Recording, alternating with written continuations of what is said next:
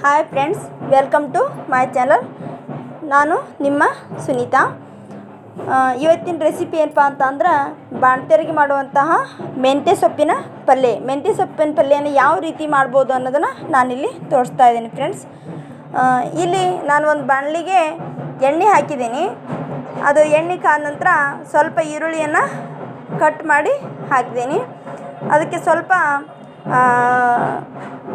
ಕರಿಬೇವನ್ನು ಕೂಡ ಮತ್ತು ಕೊತ್ತಂಬರಿಯನ್ನು ಕೂಡ ಹಾಕ್ತೀನಿ. ಯಾಕಪ್ಪ ಅಂತ ನನ್ನ ಹತ್ರ ಕರಿಬೇವಿದೆ, ಕೊತ್ತಂಬರಿ ಇಲ್ಲ. ಅದಕ್ಕೋಸ್ಕರ ಕರಿಬೇವು ಅಷ್ಟೇ ಹಾಕಿದ್ದೀನಿ. ಸ್ವಲ್ಪ ಫ್ರೈ ಆಗಲಿ ಅವು ಈರುಳ್ಳಿ ಫ್ರೆಂಡ್ಸ್. ಫ್ರೈ ಆದಮೇಲೆ ನಾನು ರುಚಿಗೆ ತಕ್ಕಷ್ಟು ಸ್ವಲ್ಪ ಉಪ್ಪು ಹಾಕ್ತಾಯಿದ್ದೀನಿ ಫ್ರೆಂಡ್ಸ್. ಉಪ್ಪು ಹಾಕಿದ ಮೇಲೆ ನೆನೆಸಿಟ್ಟಿರ್ತಕ್ಕಂಥ 1 ಅವರ್ ನಾನು ತೊಗರಿಬೇಳೆನ ನೆನೆಸಿಟ್ಟಿದ್ದೆ ಫ್ರೆಂಡ್ಸ್. ಆ ನೆನೆಸಿಟ್ಟಿರ್ತಕ್ಕಂತಹ ತೊಗರಿಬೇಳೆನ ಇಲ್ಲಿ ಈ ಒಂದು ಈರುಳ್ಳಿಗೆ ಹಾಕ್ತಾಯಿದ್ದೀನಿ ಫ್ರೆಂಡ್ಸ್. ಯಾಕಪ್ಪ ಅಂತಂದ್ರೆ ಬಾಣಂತಿಯರಿಗೆ ಹೆಚ್ಚಾಗಿ ಮೆಂತ್ಯ ಸೊಪ್ಪಿನ ಪಲ್ಯನ ಯಾಕೆ ಕೊಡ್ತಾರಪ್ಪ ಅಂತಂದ್ರೆ ಮಕ್ಕಳ ಆರೋಗ್ಯಕ್ಕೂ ಕೂಡ ಉತ್ತಮ ಮತ್ತು ತಾಯಿ ಒಂದು ಬಾಣಂತಿಗಿರ್ತಕ್ಕಂಥ ತಾಯಿಗೂ ಕೂಡ ಉತ್ತಮ ಅಂತ ಹೇಳ್ಬೋದು.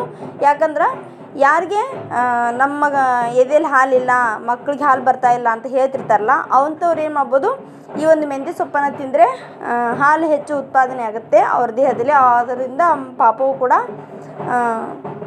ಅನುಕೂಲ ಆಗುತ್ತೆ ಅಂತ ಹೇಳ್ಬೋದು ಫ್ರೆಂಡ್ಸ್. ಇಲ್ಲಿ ನಾನು ರುಚಿಗೆ ತಕ್ಕಷ್ಟು ಖಾರ ಹಾಕ್ತಾಯಿದ್ದೀನಿ ಫ್ರೆಂಡ್ಸ್. ಅದೇ ರೀತಿ ಅದಕ್ಕೆ ಅರಿಶಿನ ಹಾಕ್ತಾಯಿದ್ದೀನಿ.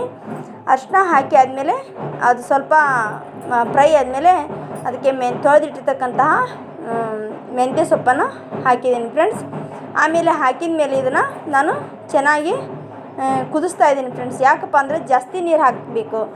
ನೆನೆಸಿಟ್ಟಿರ್ತಕ್ಕಂಥ ತೊಗರಿಬೇಳೆ ಅದು ಕುದಿಬೇಕಲ್ಲ ಫ್ರೆಂಡ್ಸ್. ಅದಕ್ಕೋಸ್ಕರ ಹೆಚ್ಚಾಗಿ ಕುದಿಸಿರ್ತಕ್ಕಂಥದ್ದು ಹಣ್ಣಾಗಿ ಕುದಿಸಿರ್ತಕ್ಕಂಥ ತೊಗರಿಬೇಳೆನ ಹಾಕಿ ನೀವು.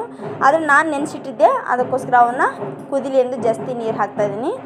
ನೀವು ಕೂಡ ಈ ಥರ ಮೆಂತ್ಯ ಸೊಪ್ಪಿನ ಪಲ್ಯನ ಬಿಸಿ ಬಿಸಿ ರೊಟ್ಟಿಗೆ ಮಾಡ್ಕೊಂಡು ತಿನ್ನಿ. ಬಾಣಂತಿಯರಿಗಂತೂ ತಪ್ಪದೇ ಇದನ್ನ ಮೆಂತ್ಯ ಸೊಪ್ಪಿನ ಪಲ್ಯನ ಹಾಕಿ. ಯಾಕಂದರೆ ಮೆಂತ್ಯ ಸೊಪ್ಪನ್ನ ಕೊಡೋದ್ರಿಂದ ಅವರಲ್ಲಿ ಹಾಲಿನ ಉತ್ಪಾದನೆ ಜಾಸ್ತಿ ಆಗುತ್ತೆ, ಮಗುವಿಗೂ ಕೂಡ ಹಾಲು ಸಾಲುತ್ತೆ ಅಂತ ಹೇಳ್ಬೋದು ಫ್ರೆಂಡ್ಸ್. ನಿಮ್ಮ ಒಂದು ಲೈಕನ್ನು ಮತ್ತು ಶೇರನ್ನು ಕಮೆಂಟನ್ನು ಮಾಡಿ ಫ್ರೆಂಡ್ಸ್. ಹೇಗಾಗಿದೆ ಅಂತ ನೀವು ಕೂಡ ಮಾಡ್ಕೊಂಡು ತಿಂದು ನನಗೆ ಕಮೆಂಟ್ ಮಾಡಿ ಫ್ರೆಂಡ್ಸ್. ಯಾಕಂದರೆ ನಿಮ್ಮದೊಂದು ಕಮೆಂಟು ಮತ್ತು ಒಂದು ಲೈಕು ನಮ್ಮಂಥ ಬಡವ್ರ ಮಕ್ಕಳಿಗೆ ಅನುಕೂಲ ಆಗುತ್ತೆ ಅಂತ ಹೇಳ್ಬೋದು ಫ್ರೆಂಡ್ಸ್.